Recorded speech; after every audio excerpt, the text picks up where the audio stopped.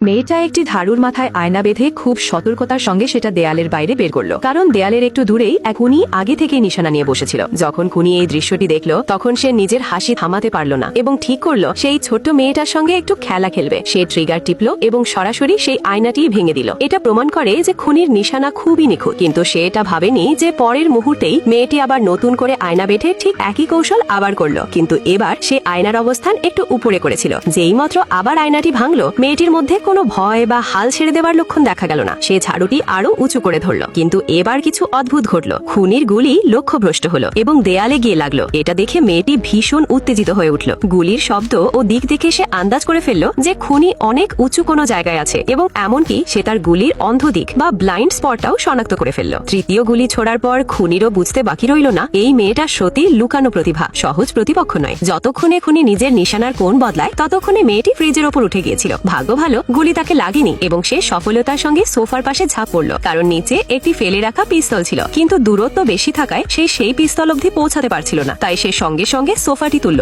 যাতে অস্ত্রটি নাগাল পেতে পারে। তবে সেখানে সে যা পেল তা ছিল একটি অত্যাধুনিক স্নাইপার রাইফেল। এখন তো খুনির কাজ।